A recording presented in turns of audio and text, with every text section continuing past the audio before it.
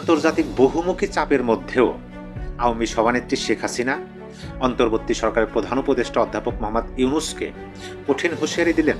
Doctor Mohammad Yunus অবৈধভাবে ক্ষমতা দখল করে আমাদের দেশটাকে সম্পূর্ণ ধ্বংসের দিকে নিয়ে গেছে। এখন একটা নির্বাচন দিয়েছে, অথচ আওয়ামী লীগের নির্বাচন করতে দেবে না।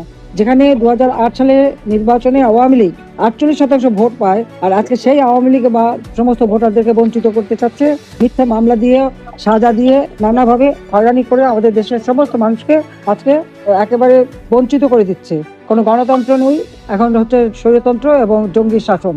দেশের মানুষের মধ্যে আগ্রহ সৃষ্টিতে ব্যর্থ হওয়া এই নির্বাচন থেকে বিদেশিরাও মুখ ফিরিয়ে নিতে শুরু করেছে। নির্বাচন কমিশন সূত্রে জানা গেছে, এর মধ্যে 26টি দেশ ও 7টি আন্তর্জাতিক সংস্থার মোট 83 জনকে প্রধান নির্বাচন কমিশনার এম নাসিরুদ্দিন চিঠি পাঠিয়েছেন। কিন্তু এর মধ্যে বেশিরভাগ প্রভাবশালী দেশ ও সংস্থা তাদের অনাগ্রহের কথা এরই মধ্যে অনানুষ্ঠানিকভাবে জানিয়েছে। 2016-তে যখন ইউনূসের বন্ধু হিলারি ক্লিনটন আর প্রেসিডেন্ট ট্রাম্প তারা প্রেসিডেন্ট পদে প্রতিদ্বন্দ্বিতা করছিলেন, তখন যেহেতু ডক্টর ইউনূস মোটা অঙ্কের ডোনেশন দাতা হিসেবে ক্লিনটন ফাউন্ডেশনে মোটা অঙ্কের অর্থদাতা হিসেবে চিহ্নিত হয়েছিলেন, ব্যক্তিগত পরিসরে বিভিন্ন সময় ওই ক্ষুদ্র ঋণের লোকটি কোথায়, where is that micro credit guy, যে কিনা আমাকে হারতে দেখতে চেয়েছিল, এমন বলে ডক্টর ইউনূসকে উল্লেখ করেছেন, খোঁজ করেছেন। এসবেরই ফল ভোগ করতে হচ্ছে বাংলাদেশের জনগণকে এখন। আসসালামু আলাইকুম দর্শক, সিগন্যাল বিডি চ্যানেলের নতুন একটি গুরুত্বপূর্ণ নিউজ ভিডিও নিয়ে আপনাদের মাঝে হাজির হলাম।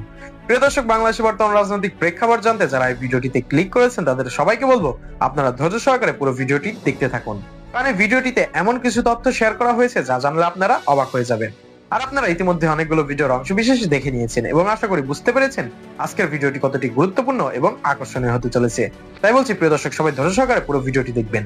এখনো যারা আমাদের চ্যানেলটি সাবস্ক্রাইব করেননি তাদের সবাইকে বলবো আমাদের চ্যানেলটি সাবস্ক্রাইব করে পাশে থাকা বেল আইকনটি অন করে দিবেন। আর যারা ইতিমধ্যে সাবস্ক্রাইব করেছেন তাদেরকে অসংখ্য ধন্যবাদ। তো প্রিয় দর্শক, চলুন আর কথা বাড়াবো না, একটি লাইক দিয়ে মূল ভিডিওতে যাওয়া যাক। অধ্যাপক ইউনূসের শাসনামলের ধারাবাহিকতায় নির্বাচনের তফসিল ঘোষণার পর থেকে কম বেশি প্রতিদিন দেশের কোথাও না কোথাও খুন খারাপি আর মব সন্ত্রাস চলছে। এমন পরিস্থিতিতে নির্বাচন কমিশন চিন্তিত অস্ত্র উদ্ধার আর সন্ত্রাস নিয়ে। নির্বাচন কমিশনের অবসরপ্রাপ্ত ব্রিগেডিয়ার জেনারেল আব্দুল ফজল মোহাম্মদ সানাউল্লাহ অবশ্য দাবি করেছেন, অবৈধ অস্ত্র উদ্ধারে 15 জানুয়ারি থেকে যৌথ বাহিনীর অভিযান আরো গতিশীল হবে। অবশ্য এমন কথা স্বরাষ্ট্র মন্ত্রণালয় থেকে গত 16 মাস ধরে শোনা যাচ্ছে। এর মধ্যে সরকারি কিংস পার্টিগুলোর আশঙ্কা হলো, লেভেল প্লেইং ফিল্ড নিয়ে তাদের অভিযোগ, নির্বাচনের আগে একটি নির্দিষ্ট দলের প্রতি প্রশাসন এক ধরনের একতরফা পক্ষপাতিত্বের পরিচয় দিচ্ছে। জাতীয় নাগরিক পার্টি বা এনসিপির মুখপাত্র, দলটির কেন্দ্রীয় নির্বাচন পরিচালনা কমিটির প্রধান আসিফ মাহমুদ সজীব ভুঁইয়া 6 ডিসেম্বর নির্বাচন কমিশনে গিয়ে এমন অভিযোগের কথা শুনিয়ে এসেছেন। জাতীয় সংসদ নির্বাচনের ভোট গ্রহণ ও গণভোট সুষ্ঠু এবং নিরপেক্ষভাবে হবে কিনা তা নিয়ে শঙ্কার কথা জানিয়েছেন কিছুদিন আগে সরকারের কিচেন ক্যাবিনেটের সদস্য থাকা এই উপদেষ্টা।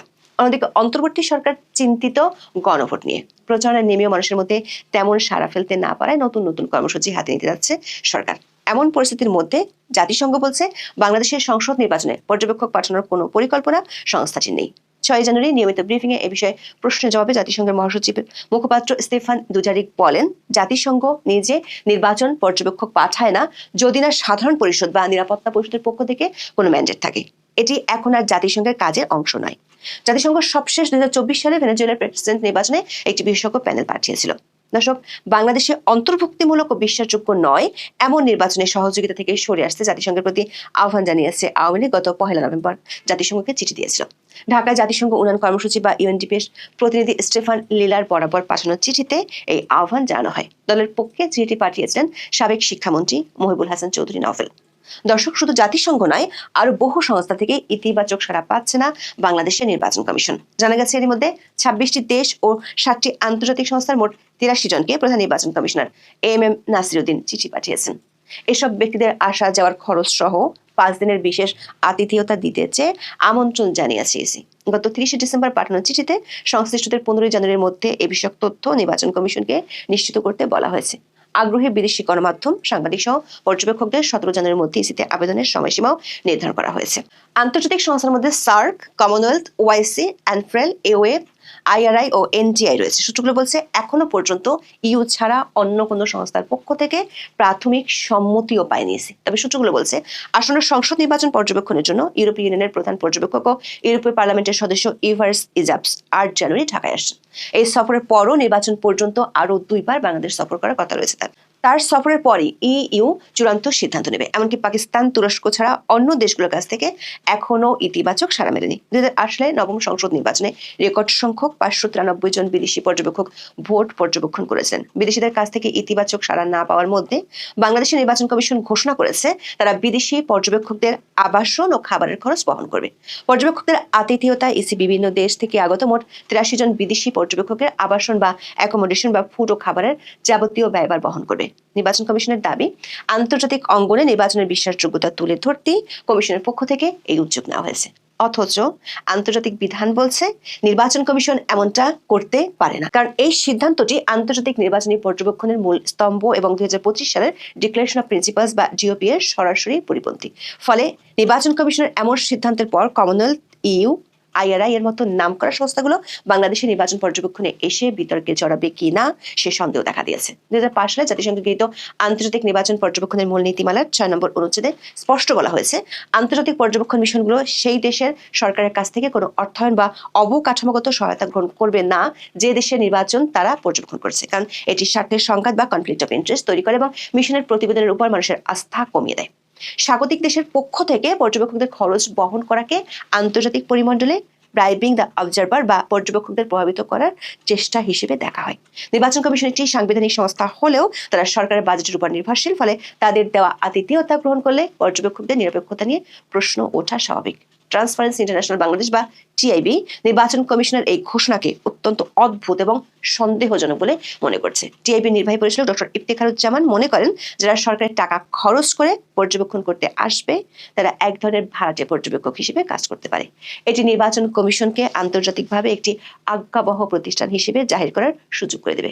যখন একজন পর্যবেক্ষক ইসির টাকায় 5 তারকা হোটেলে থাকবেন এবং তাদের সরবরাহকৃত খাবার খাবেন, তখন সেই পর্যবেক্ষকের পক্ষে ইসির ভুল বা জালিয়াতি নিয়ে নিরপেক্ষ প্রতিবেদন দেওয়া নৈতিকভাবে কঠিন হয়ে পড়ে।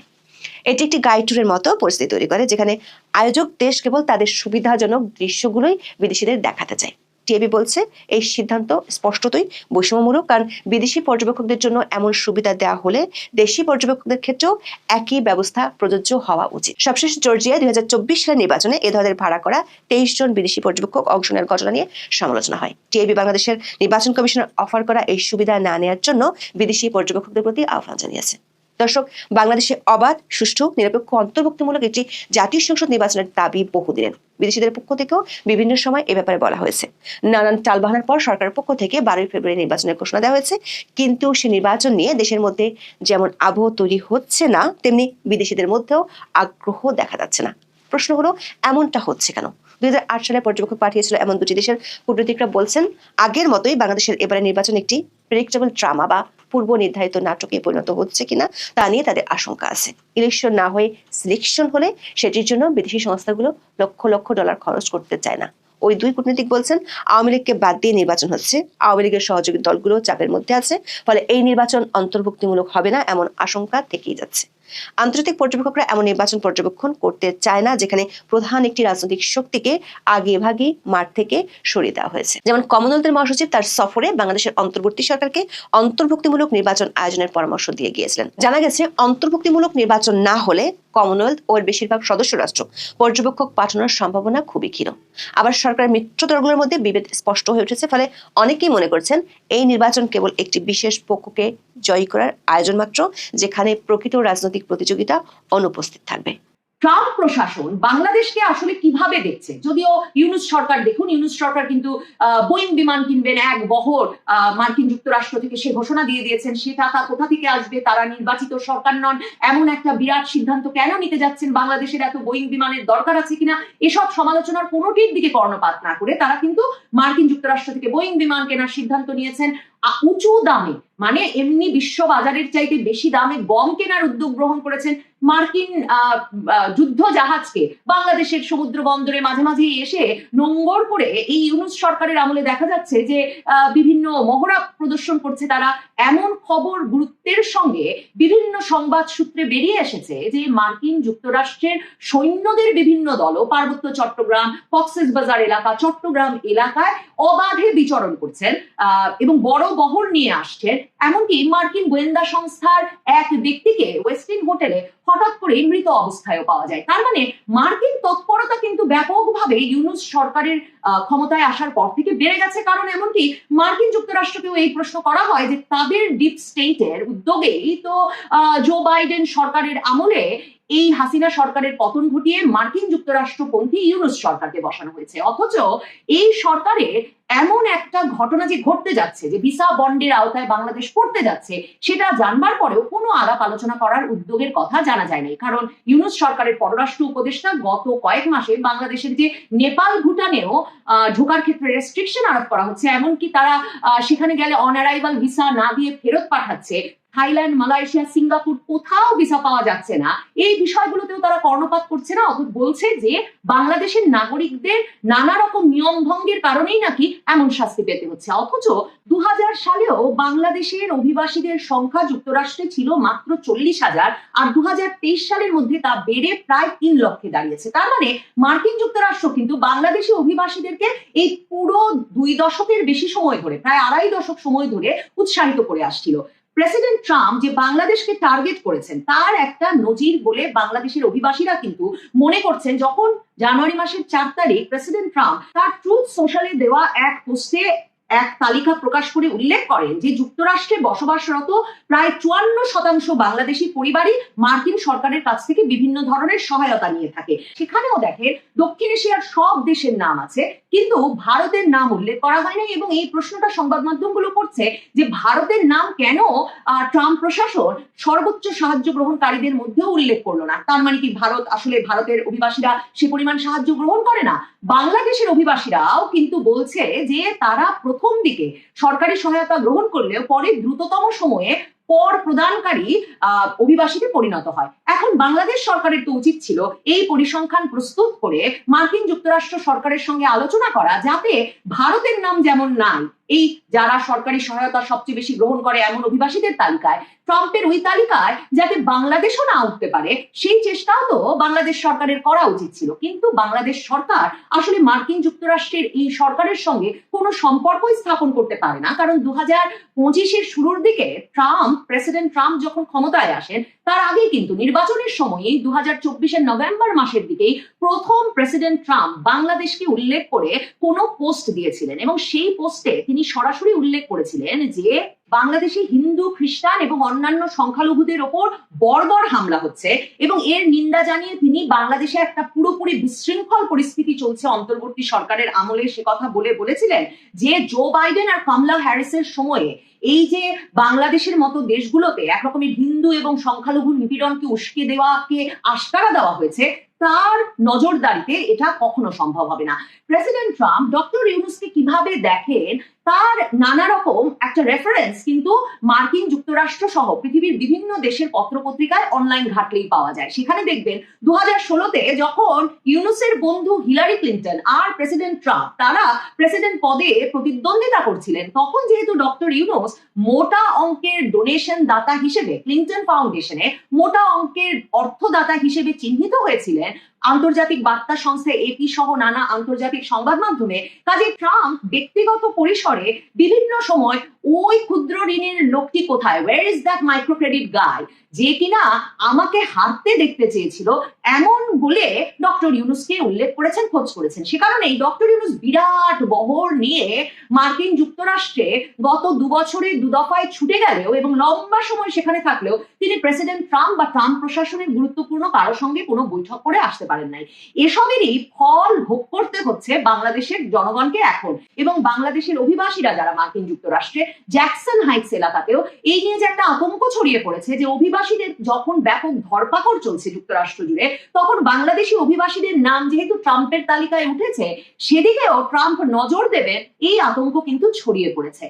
প্রেসিডেন্ট ট্রাম্পের প্রশাসনের অত্যন্ত গুরুত্বপূর্ণ ব্যক্তি ট্রাম্পের ঘনিষ্ঠ তুলসি গ্যাবার্ড, যিনি কিনা মার্কিন যুক্তরাষ্ট্রের জাতীয় গোয়েন্দা প্রধান, তিনি বাংলাদেশের নাম উল্লেখ করেছিলেন এই 2025-এর শুরুতে, এটা বলে যে যুক্তরাষ্ট্র কোনো দেশেই ইসলামপন্থীদের প্রসার ঘটা বা ইসলামপন্থীদের শক্তি সঞ্চয়ের বিষয়টি ভালোভাবে দেখে না, তারা উদ্বিগ্নভাবে বাংলাদেশের ঘটনা প্রবাহের দিকেও নজর রাখছে, এবং এই যে সংখ্যালঘুদের বা ভিন্ন মত দমন করে ইসলামপন্থীদের খিলাফত প্রসারের চেষ্টা, সেটাকে যুক্তরাষ্ট্র পৃথিবীর নিরাপত্তার জন্য গুরুতর সংকট হিসেবে দেখে। প্রেসিডেন্ট ট্রাম্প এ দফায় ক্ষমতায় আসার পর 2025-এর ফেব্রুয়ারিতে যখন ওয়াশিংটনে দ্বিপাক্ষিক বৈঠক করতে ভারতের প্রধানমন্ত্রী মোদী গিয়ে পৌঁছেছিলেন, তখন প্রধানমন্ত্রী মোদী আর প্রেসিডেন্ট ট্রাম্পের এক যৌথ সংবাদ সম্মেলনে এক সাংবাদিক সরাসরি প্রশ্ন করেছিলেন যে বাংলাদেশের বর্তমান অবস্থা প্রসঙ্গে কি বলবেন, সেখানে সংখ্যালঘু নির্যাতন প্রসঙ্গে কি বলবেন, কারণ মার্কিন যুক্তরাষ্ট্রের ডিপ স্টেট জো বাইডেন সরকার তো গুরুত্বপূর্ণ ভূমিকা রেখেছিল শেখ হাসিনা সরকারের পতন ঘটানোর জন্য। তখন প্রেসিডেন্ট ট্রাম্প স্পষ্টতই বলেন যে মার্কিন ডিপ স্টেট কোনো ভূমিকা রাখে নাই হয়তো শেখ হাসিনা সরকারের পতন ঘটানোর জন্য, কিন্তু বাংলাদেশ প্রসঙ্গে প্রশ্নের উত্তর দেওয়ার ক্ষেত্রে তিনি প্রধানমন্ত্রী মোদীকেই সুযোগ করে দিতে চান। কারণ প্রেসিডেন্ট ট্রাম্প প্রশাসনের যে নিরাপত্তা মানচিত্র পুরো বিশ্বে, সেই নিরাপত্তা অঞ্চল ভাগাভাগিতে ইন্দো প্যাসিফিক অঞ্চল, ইন্দো প্রশান্ত মহাসাগরীয় অঞ্চল, যেখানে ভারত আছে, মিয়ানমার আছে, বাংলাদেশ আছে, সেই পুরো অঞ্চলের তারা মনে করেন তাদের সবচেয়ে ঘনিষ্ঠ বন্ধু এবং পরামর্শক হচ্ছে ভারত, এবং এক্ষেত্রে তারা মনে করে যে এই অঞ্চলে চীনের প্রভাব মুক্ত রাখবার ক্ষেত্রে ভারতই তাদের সবচেয়ে ঘনিষ্ঠ এবং কার্যকরী বন্ধু হতে পারে।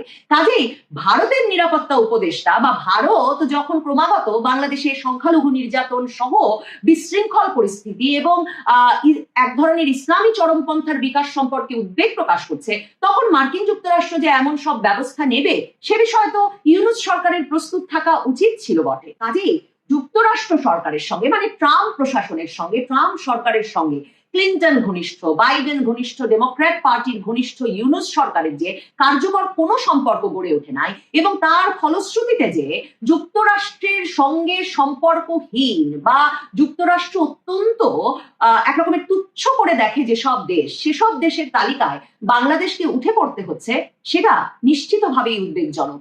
প্রিয় দর্শক, ইতিমধ্যে আপনারা আমাদের পুরো ভিডিওটি দেখেছেন। ভিডিওটি দেখে কি জানলেন এবং বুঝলেন, অবশ্যই আপনাদের মূল্যবান মতামতটি আমাদের কমেন্ট বক্সে জানাতে ভুলবেন না। এখনো যারা আমাদের চ্যানেলটি সাবস্ক্রাইব করেননি তাদের সবাইকে বলবো আমাদের চ্যানেলটি সাবস্ক্রাইব করে পাশে থাকা বেল আইকনটি অন করে দিবেন, এরকম নিত্য নতুন প্রতিদিন গরম গরম নিউজ আপডেট পেতে। ধন্যবাদ সবাইকে।